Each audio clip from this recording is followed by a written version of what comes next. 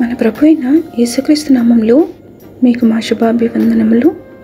ఈరోజు దేవుని వాగ్దానము, నీ దేవుడైన యెహోవా కనికరము గల దేవుడు కనుక నిన్ను చెయ్యి విడువడు, నిన్ను నాశనము చేయడు.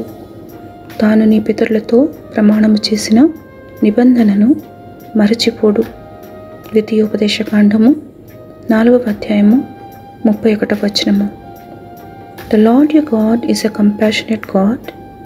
He will not abandon you, nor destroy you, nor forget the covenant with your fathers, which he swore to them.